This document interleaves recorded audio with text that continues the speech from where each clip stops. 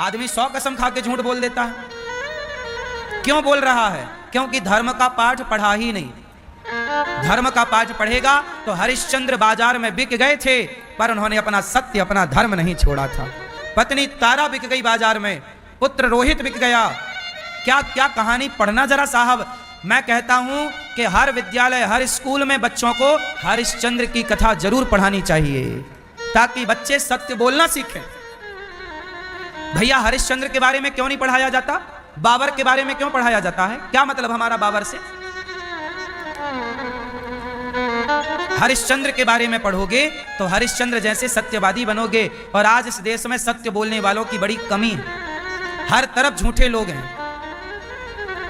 औरों की तो छोड़ो, बेटा झूठा हो रहा है। जब अपने धोखा देते हैं ना तो दर्द ज्यादा होता है।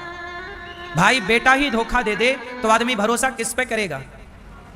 सबसे भरोसेमंद तो पुत्र ही होता है, सबसे भरोसेमंद तो पिता ही होता है, सबसे भरोसेमंद तो मां ही होती है। लेकिन मां ही धोखा दे दे, पत्नी ही धोखा। पत्नी और पति ये रिश्ते किस पर चलते हैं? बोलो, विश्वास पर चलते हैं। लेकिन आपने कभी सोचा कि वो आदमी, राजा नाम का लड़का, कभी सोचा नहीं कि मेरी पत्नी मुझे मरवा देगी? वो तो अपनी पत्नी के साथ खुश था। पत्नी एकांत में ले गई और अपने पति को मरवा दिया। जब उसे पता लगा मेरी पत्नी ही मुझे मरवा रही है, तो बेचारा वो तो उसी समय मर जाएगा, बिना मारे मर जाएगा। जब अपने ही धोखा देंगे तो आदमी तो तुरंत मर जाएगा। हमें आप पर बड़ा भरोसा है, आपको हम पर बड़ा भरोसा है, पर हम आपका भरोसा तोड़ दें तो आदमी खड़ा खड़ा गिर जाए। यार अब किस पे फिर विश्वास करें? आदमी को चाकू तलवार गोली से मारने की जरूरत नहीं है। जब आप किसी का भरोसा तोड़ देते हैं तो वो अपने आप मर जाता है। यही तो मरना। बेटे, आजकल के बेटे माँ बाप का भरोसा तोड़ देते हैं तो क्या समझते हो आप? आपके माँ बाप मर ही तो गए, वो मरे बराबर हैं। जब किसी माँ को पता लगता होगा कि मेरी बेटी फलाने के संग भाग गई, तो आपको क्या लगता है? आपकी माँ खुशियां मना रही होगी? बेचारी वो तो चलती फिरती को मुर्दा हो गई। वो क्या कहे, किसको कहे कि मेरी अपनी बेटी ने जब मुझे धोखा दिया तो मैं अब किससे क्या कहूं? मेरे अपने बेटे ने यदि धोखा दिया तो मैं फिर किससे क्या उम्मीद करूंगा? क्या उम्मीद आपसे करूं? क्या उम्मीद आपसे करूं? अरे सबसे बड़ी उम्मीद तो अपनी बेटी और अपने बेटों से तो होती है, अपने भाई से तो होती है। पर अपना भाई ही मुझे जहर दे दे, तब तो फिर बिना जहर के मर जाऊं भाई। क्यों? ये संसार किस पर चल रहा है? विश्वास पर। और विश्वास को मजबूत करना है, धर्म को मजबूत करना है, सत्य को मजबूत करना है, तो बच्चों को हरिश्चंद्र का पाठ जरूर पढ़ाना चाहिए स्कूलों में। कि हरिश्चंद्र का पूरा त्याग बताओ कि बाजार में क्यों बिके वो। विश्वामित्र जी उनकी परीक्षा लेना चाहते थे। वशिष्ठ जी ने कह दिया स्वर्ग में। एक बार स्वर्ग में मीटिंग हुई तो सारे ऋषि आए, कश्यपोत्री विश्वामित्रोथ गौतम जमदग्नि भरद्वाज, ये सारे ऋषि आए। कश्यपोत्री वशिष्ठस्य विश्वामित्रोथ गौतम, कश्यपत्री विश्वामित्र वशिष्ठ जमदग्नि भारद्वाज, ये सब ऋषि स्वर्ग में पहुंचे। वहां पर विश्वामित्र और वशिष्ठ जी भी आए। तो वहां स्वर्ग में एक प्रश्न खड़ा हुआ देवताओं के सामने, बताओ धरती में सबसे बड़ा धर्मात्मा कौन है? तो गुरु वशिष्ठ जी ने कहा कि इस समय पूरे धरती में, मृत्यु लोक में सबसे बड़ा धर्मात्मा और सत्यवादी कोई है तो राजा हरिश्चंद्र है। किसने बोला ये बात? वशिष्ठ जी ने बोला। किसने बोली ये बात? कहां बोली? स्वर्ग लोक में मनुष्य लोक के मनुष्यों का प्रशंसा चल रही है, बड़ाई तारीफ कि धर्म, देवताओं के पास भी इतना बड़ा धर्म नहीं है जितना धर्म राजा हरिश्चंद्र के पास। राजा हरिश्चंद्र बहुत बड़े धर्मात्मा हैं, बहुत बड़े सत्यवादी हैं। अच्छा, विश्वामित्र जी को लगा कि मैं परीक्षा लेकर देखूंगा। तो विश्वामित्र जी परीक्षा लेने आए। अब देखो परीक्षा कितनी टेढ़ी होती है। आप लोग कहते हो ना गुरुजी हम तो सत्य पर, धर्म पर चल रहे हैं, भगवान बड़ी परीक्षा ले रहे हैं। अरे भैया, सत्य पर चलोगे तभी तो परीक्षाएं होंगी, और परीक्षा के बाद ये निष्कर्ष निकलेगा कि आप धर्म पर चलते हैं, परिस्थितियां कैसी भी हों पर आप धर्म नहीं छोड़ते। यही तो परीक्षा है। इसलिए अपने धर्म पर अडिग रहो, चुनौतियां आएंगी। अब विश्वामित्र जी ने कहा कि मैं हरिश्चंद्र की परीक्षा लूंगा। अब विश्वामित्र जी आए हरिश्चंद्र के पास। हरिश्चंद्र अयोध्या के राजा थे। ये हरिश्चंद्र कौन है बता दूं? भगवान राम के पूर्वज। भगवान राम के कौन है ये? इन्हीं हरिश्चंद्र के वंश में आगे चल के भगवान राम का जन्म हुआ, प्रकट हुए। ये राम के पूर्वज हैं। हरिश्चंद्र। तो हरिश्चंद्र के पास विश्वामित्र जी आए, तो विश्वामित्र जी ने कहा कि हरिश्चंद्र मुझे यज्ञ करना है, मुझे कुछ धन चाहिए। तो हरिश्चंद्र ने कहा गुरुदेव आप आज्ञा करिए, कितना धन चाहिए? बोले बस इतना धन चाहिए कि मेरा यज्ञ संपन्न हो जाए, मेरा यज्ञ संपन्न हो जाए।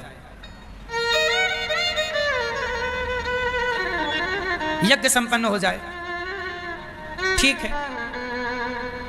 उन्होंने ये कहा कि हाथी पर बैठ करके, देखो उस समय विश्वामित्र जी ने कहा कि मैं हाथी पर बैठ करके सिक्का उछालूंगा, जितने ऊपर तक सिक्का जाएगा, पहले सोने के सिक्का चलते थे, जितना ऊपर सिक्का जाए उतना धन चाहिए, मतलब उतना ऊंचा सोने का ढेर,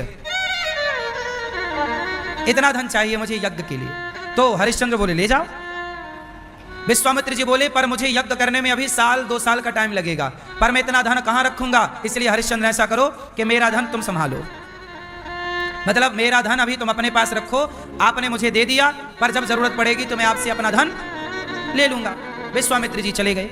अब विश्वामित्र जी ने रची माया, क्योंकि परीक्षा लेनी थी हरिश्चंद्र की, तो विश्वामित्र जी ने रची माया, अपनी माया से एक कन्या को प्रकट किया, सुंदर सी लड़की, जवान। वो लड़की गई और हरिश्चंद्र से बोली कि मैं आपसे विवाह करना चाहती हूं। तो हरिश्चंद्र बोले कि मैं तो शादीशुदा हूं, मैं आपसे विवाह नहीं कर सकता, मेरी तो पत्नी भी है और मेरा पुत्र भी है रोहित, पत्नी का नाम तारा है, मेरी पत्नी बड़ी पतिव्रता है, मैं पराई स्त्री के बारे में सोच भी नहीं सकता। पर वो स्त्री तो लिपटने लग गई, नहीं नहीं महाराज आपको तो हमसे विवाह करना पड़ेगा, आप हमारे मन की भावना नहीं समझ रहे हैं, हम कहाँ जाएं, हम तो आपसे विवाह करेंगे। बोले हम विश्वामित्र की पुत्री हैं, हमसे विवाह करो। नहीं कर रहे थे तो विश्वामित्र जी आ गए। विश्वामित्र जी बोले राजन हमारी पुत्री आपसे विवाह करना चाहती, कर क्यों नहीं लेते? नहीं महाराज मैं नहीं कर सकता, मैं पतिव्रता, मेरी पत्नी है, मैं नहीं कर सकता विवाह। हरिश्चंद्र ने कहा कि मुझे मेरा राज्य छोड़ना पड़े, मुझे मेरा शरीर छोड़ना पड़े, परिवार छोड़ना पड़े, मैं छोड़ दूंगा गुरुदेव, पर मैं अपने धर्म को नहीं छोड़ूंगा। मैं अपनी पत्नी का पति हूं, मैं अपनी पत्नी को धोखा नहीं दे सकता, मैं धर्म नहीं छोड़ूंगा, मेरा धर्म है कि मैं अपनी पत्नी को धोखा ना दूं। देखिए पत्नी के प्रति कितना सम्मान था। तो विश्वामित्र जी ने कहा अच्छा आप अपना राज्य छोड़ सकते हो? बोले हाँ राज्य छोड़ सकता हूं, पर पत्नी को दिया गया वचन नहीं छोड़ सकता। मैंने पत्नी को वचन दिया है कि मैं तेरे सिवा किसी और स्त्री का काम भाव से स्पर्श भी नहीं करूंगा, मैं अपनी पत्नी को दिया गया वचन नहीं तोड़ूंगा, प्राण जाए पर मैं राज्य छोड़ सकता हूं। तो विश्वामित्र जी बोले राज्य दे सकते हो? बोले हाँ दे सकता हूं। किसे दे सकते हो? मुझे दे सकते हो। विश्वामित्र जी बोले तुम मेरी बेटी से ब्याह नहीं कर रहे हो तो एक काम करो मुझे अपना राज्य दे दो, या मेरी बेटी से ब्याह करो या मुझे अपना राज्य दो। हरिश्चंद्र बोले ठीक है गुरुदेव मैं अपना राज्य आपको देता हूं। तुरंत अपना राज्य विश्वामित्र जी को सौंपकर अपना मुकुट उतार दिया। विश्वामित्र जी ने कहा मैं राजा हो गया, अब एक काम करो ये सारे राजसी वस्त्र उतारो। राजा अब मैं राजा हो गया, अब एक काम करो राजन ये सारा राज्य मेरा हो गया? बोले हाँ हो गया। अब एक काम करो जो आपने मुझे यज्ञ के लिए स्वर्ण मुद्राएं देने का बोला था अब वो मुझे दो। अब हरिश्चंद्र फंस गए। हरिश्चंद्र बोले मैंने तो अपना सारा राज्य दे दिया। जब सारा राज्य ही दे दिया तो वो स्वर्ण मुद्राएं तो राज्य में ही रखी हैं। बोले नहीं आपने बोला था कि मैं आपको यज्ञ करने के लिए धन दूंगा, स्वर्ण मुद्राएं दूंगा, आप मुझे दो। तब हरिश्चंद्र ने कहा कि गुरुदेव ऐसा है कि मुझे 1 महीने का टाइम दो। कितने महीने का टाइम दो? अपनी पत्नी अपने पुत्र और स्वयं को लेकर के हरिश्चंद्र राज्य से निकल गए। सोचिए राज्य त्याग दिया पर धर्म नहीं त्यागा, पत्नी को दिया गया वचन नहीं त्यागा। ये बात आज के हर उस पुरुष को सुनना चाहिए जो पड़ोसन को ताकते रहते हैं, ताकते रहते तुझको सांझ सवेरे।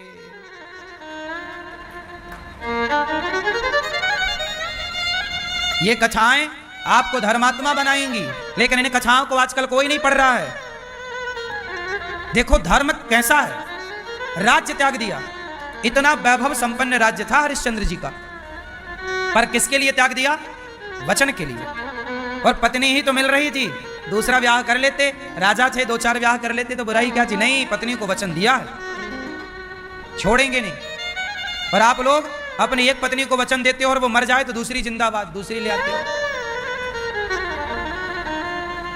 आज का आदमी, कुछ लोग झूठे हैं।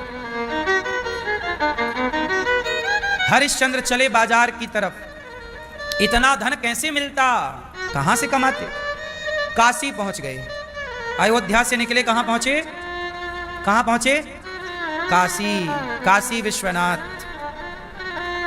काशी में पहुंचे तो महीना गुजरने में मात्र एक दिन बचा। कोई काम नहीं, कोई पैसों का जुगाड़ नहीं।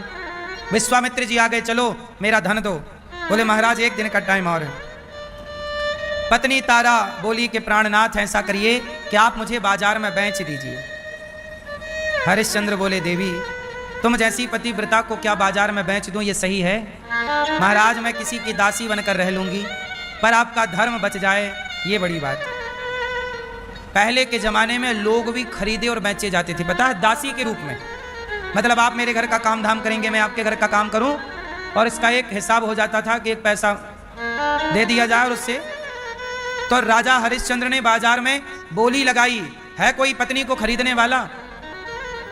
तब वहां पर स्वयं भगवान शंकर और माता पार्वती, भगवान शंकर एक ब्राह्मण का रूप बनाते हैं और ब्राह्मण बनकर के आते हैं और राजा हरिश्चंद्र की पत्नी को खरीदते हैं। कितना? कितना धन? बोले इतना। तो बोले इतना तो मैं नहीं दे सकता।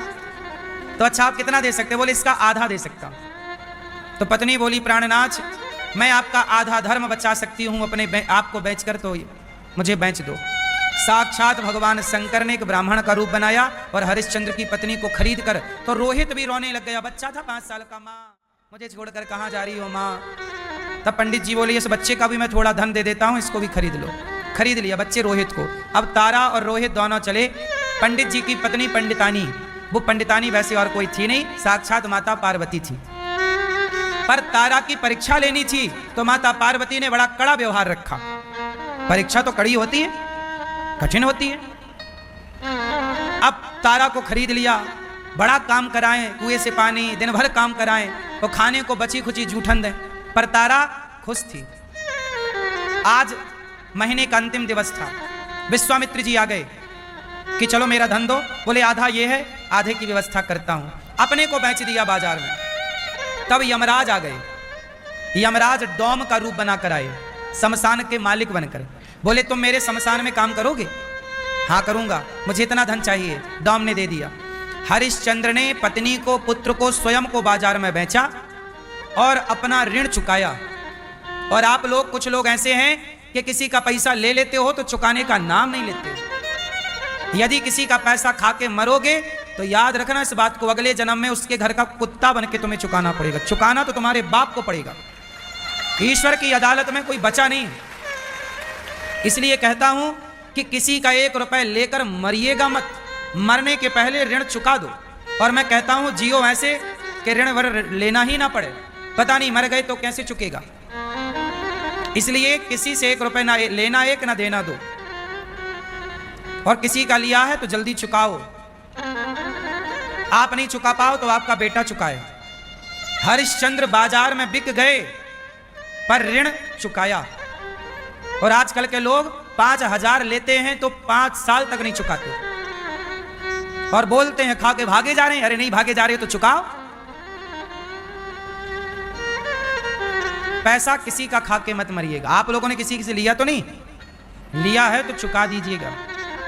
और दाल रोटी खाओ, नमक रोटी खाओ, अचार रोटी खाओ, पर कर्जे का घी मत पीना।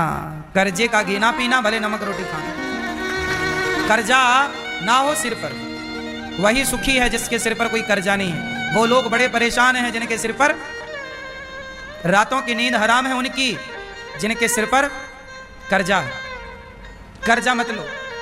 बुजुर्ग कह गए हैं कि जितना चादर है उतना पांव पसारो। काम करो, आगे बढ़ो। बैंक से लोन लेके ही काम करना पड़ता है आजकल। करो, पर उतना ही लो जितना चुकाने की क्षमता। और जितना भी कर्जा आपके सिर पर है, अपने बेटों को बता दो कि बेटा मैं मर जाऊं तो तुम चुकाना।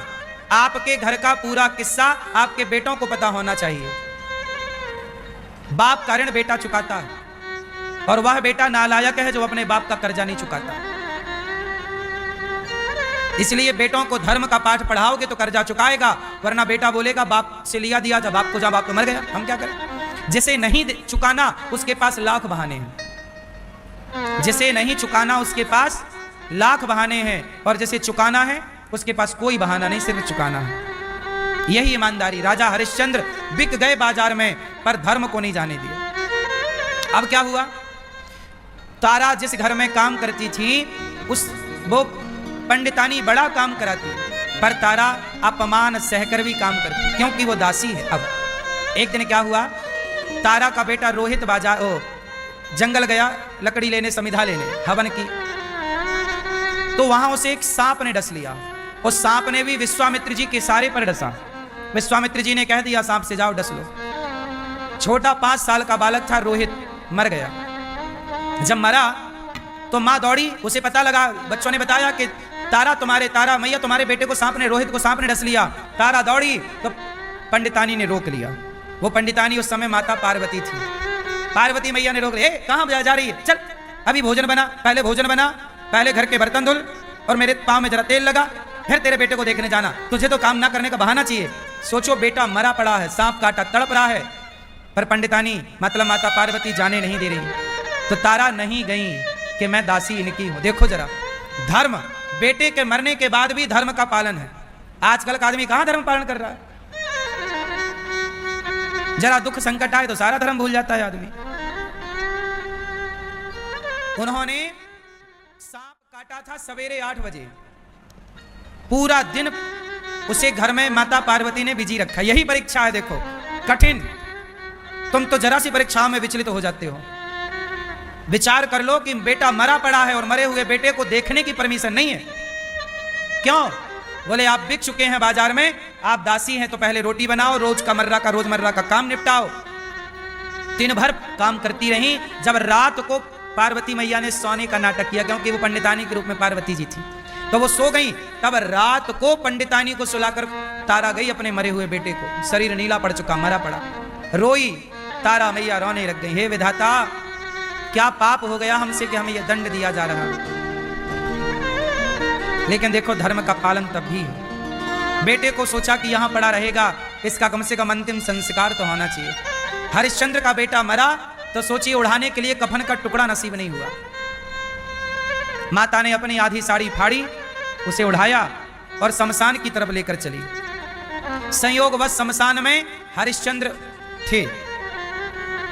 वहां पर वो काम कर रहे थे, मुर्दा जलता, उसका टैक्स लेते, जलने का 1 स्वर्ण मुद्रा लेके जलने देते। तो तारा पहुंच गई, शमशान में रो रही है। हरिश्चंद्र बोले, देवी तुम कौन हो? भैया महाराज मैं तारा हूं। तारा, हरिश्चंद्र को कुछ याद आया, तारा तो मेरी पत्नी का नाम था। क्या हुआ देवी? महाराज मेरे पुत्र को सांप ने डस लिया, इसका अंतिम संस्कार करने आई हूं। हरिश्चंद्र ने कहा कि आपको पहले 1 स्वर्ण मुद्रा देनी पड़ेगी। इस शमशान का नियम है कि जो मुर्दा जलेगा पहले उसे 1 स्वर्ण मुद्रा देनी पड़ेगी। क्या तुम दोगी? बोले मेरे पास तो कुछ नहीं है। तो जाओ अपनी मालकिन से मांग कर लाओ।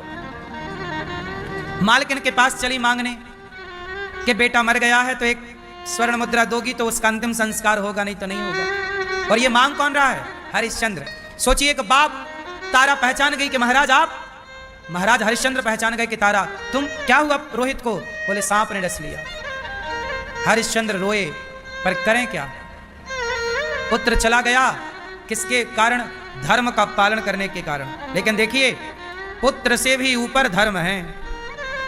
अब बेटा मरा पड़ा है और बाप कह रहा है कि पहले टैक्स लाओ, क्योंकि मैं मालिक का नौकर हूं और उसका नियम है कि यहां टैक्स लगेगा, 1 स्वर्ण मुद्रा, तब जाके जलने देंगे।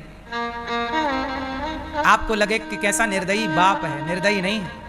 यही धर्म है साहब। धर्म इतना भी तो आसान नहीं है।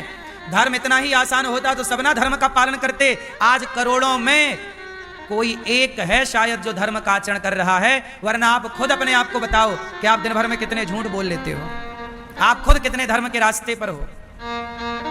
आज का आदमी कितना अधिक बेईमान है, ये आप लोग बेहतर जानते हैं। धर्म की तो केवल कहानियां बची हैं, धर्म अब कहीं छिपा होगा, कहीं कहीं। हरिश्चंद्र तो बोले जाओ लेकर आओ। पत्नी तारा चली अपने मालकिन के घर।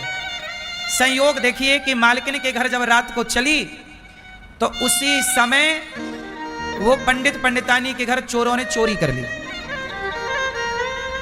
और चोरी कर ली, पंडितानी दौड़ी, चोर चोर चोर, तो चोर तो मिले नहीं, रास्ते में तारा मिल गई।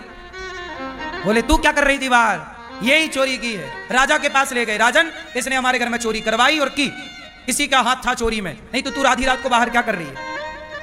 अब वो कैसे बताए कि मैं शमशान से बेटे के लिए एक स्वर्ण मुद्रा लेने आई हूं। राजा ने कह दिया कि जाओ जाओ इसका सिर कटवा दो।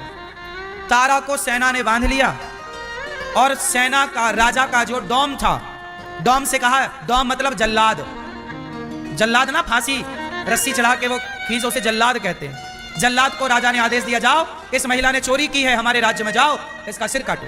तो जल्लाद उस महिला को ले गया शमशान। शमशान में कौन था? हरिश्चंद्र, और डोम का दास था हरिश्चंद्र। तो डोम ने हरिश्चंद्र को तलवार दे दिया, बोले लो राजा ने आदेश दिया है कि इसका सिर काट दो, ये रहा तलवार रही, ये महिला की गर्दन उड़ा दो।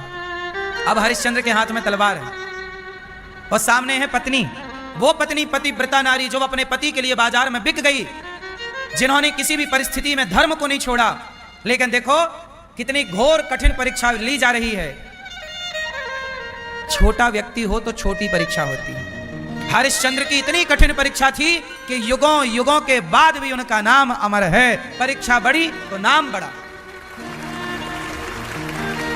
परीक्षा बढ़ी तो आप कितनी बड़ी परीक्षा देने को तैयार हैं?